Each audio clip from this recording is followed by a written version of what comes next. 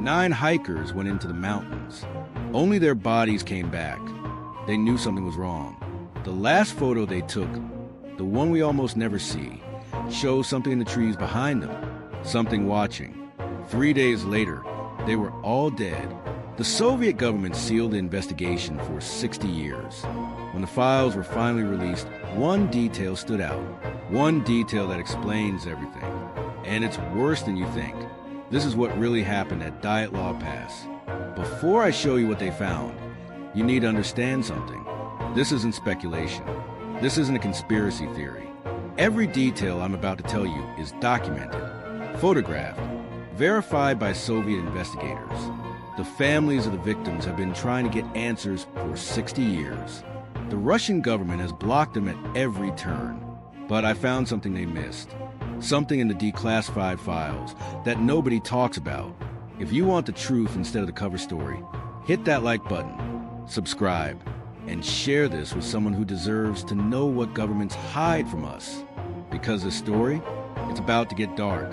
The expedition January 23rd, 1959. Soviet Russia, the height of the Cold War. 9 experienced hikers set out from Sverdlovsk for a winter trek across the Ural Mountains. These weren't amateurs. These were elite athletes, university students, trained in winter survival. The kind of people who could handle minus 40 degrees Fahrenheit temperatures without breaking a sweat. Igor Dyatlov led the group, 23 years old, engineering student. He'd made this exact trek twice before, knew the terrain, knew the risks. This was supposed to be routine. The route? Northern Ural Mountains. Destination? Otorten Mountain. The name translates to "don't go there" in the local Mansi language.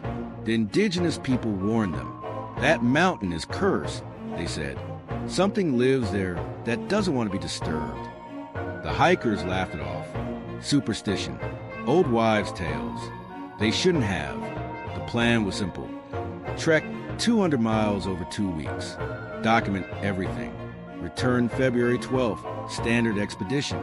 On January 27th, 4 days into the trek, they made camp at the base of Kolotsyakal Mountain, another Mansi name.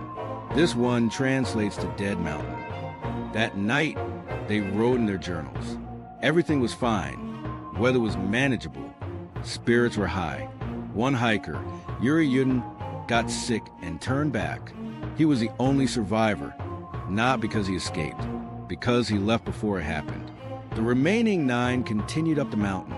That was the last time anyone saw them alive. The discovery February 12th came and went. The hikers didn't return. Their families waited. 1 day, 2 days, a week, nothing. On February 20th, 8 days overdue, the Soviet military launched a search operation, not a civilian rescue. Military, that detail matters. On February 26th, search teams found the tent, and that's when everything stopped making sense.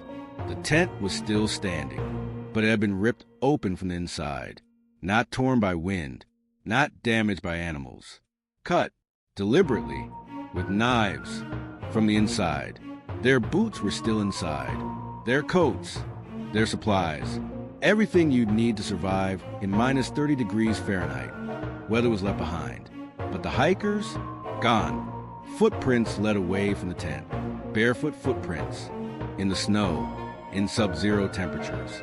The tracks showed they were walking, not running, walking calmly down the mountain, toward the forest. 9 sets of footprints, all heading in the same direction, like they were being led. Search teams followed the tracks into the tree line. That's where they found the first 2 bodies, Yuri Krivonischenko and Yuri Doroshenko, both wearing only underwear, frozen solid. They'd tried to climb a cedar tree. Investigators found broken branches 15 feet up, like they'd been trying to see something, or escape something. Under the tree, they built a fire. The fire was still there, dead, cold. They died trying to stay warm. But here's what made investigators stop. Their hands were covered in cuts, deep cuts, from climbing the tree.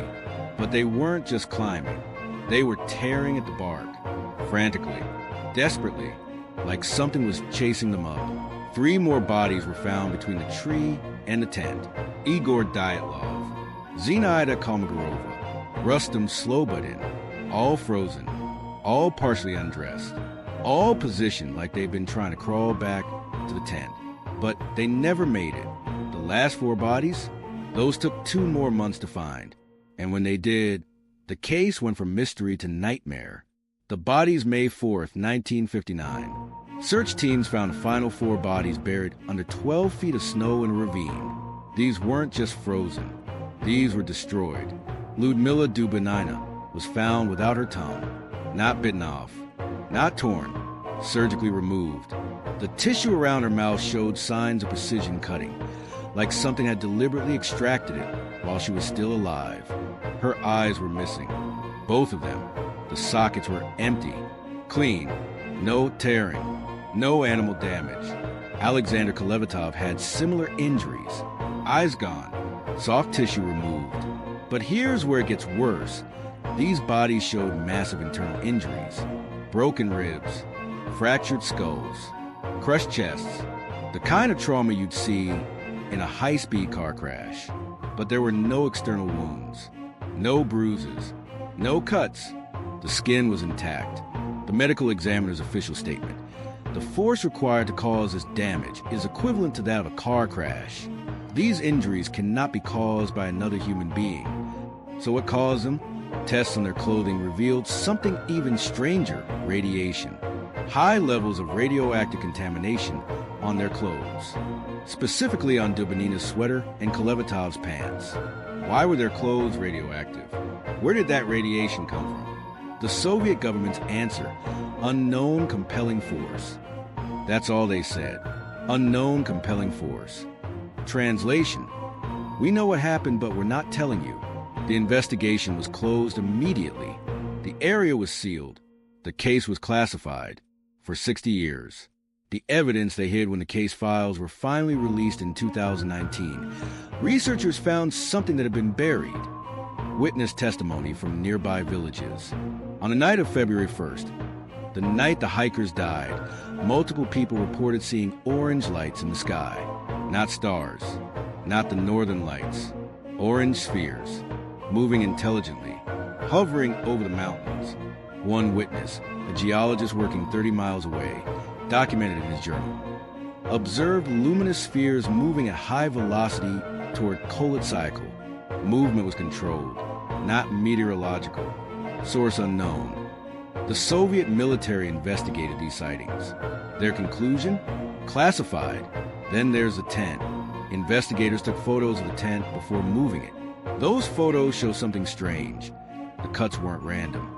They were systematic, precise, like whoever cut them was trying to create specific exit points, not just escape. And the footprints? Forensic analysis revealed something investigators buried. The footprints weren't panicked. They were orderly, like the hikers were following something, or being escorted. But here's the detail that changes everything. In 2019, a researcher analyzing the original case files found a handwritten note from the lead investigator. It was never included in the official report. The note said, "Evidence suggests external involvement of non-terrestrial origin. Recommend immediate military quarantine. Civilian inquiry must be terminated." That note was written 3 days after the bodies were found, before the investigation was closed. The Soviet government knew what happened. They knew immediately, and they shut it down. Why? The pattern here is what makes Dyatlov Pass truly terrifying. It's not the only incident. In 1993, 34 years later, a similar event occurred 50 miles from Dyatlov Pass. 7 hikers disappeared. Their tent was found cut open from the inside. Their bodies were found weeks later with identical injuries. Internal trauma, no external wounds, missing soft tissue. That case, also classified.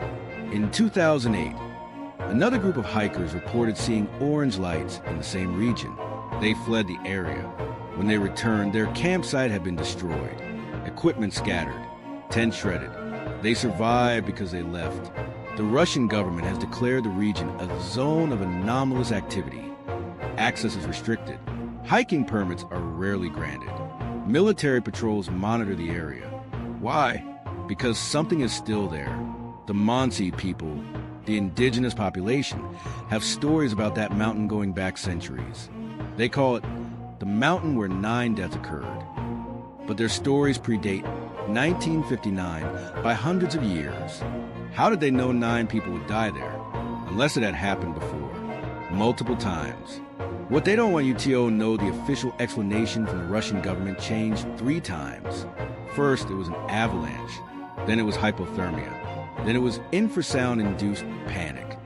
None of those explanations account for the radiation, the missing soft tissue, the precise cuts in the tent, the orange lights, the internal injuries with no external trauma. But they all avoid the one explanation that fits all the evidence. Something else was on that mountain. Something intelligent. Something that didn't want to be seen. The hikers encountered it. They documented it. And then they were silenced. Not by nature, not by the cold, by something that understood how to make it look like an accident. The Russian government knows. They've known for 60 years. They've classified the files, restricted the area, silenced the families. Because if people knew what was really on that mountain, if people understood that this wasn't isolated, that it's happened multiple times, that it's still happening, everything would change. The question isn't what happened to the dyatlov hikers. The question is, why is your government still protecting it? That's the truth they buried. That's why Russia sealed the case for 60 years. That's why the area is still restricted. If that made you question what governments hide from us, if you felt that in your gut, drop a comment. Tell me what you think really happened on that mountain. Subscribe, because there are other incidents, other cover-ups, other places where people disappeared and governments sealed the evidence. And we're going to uncover every single one. The truth is out there. They just don't want you looking for it.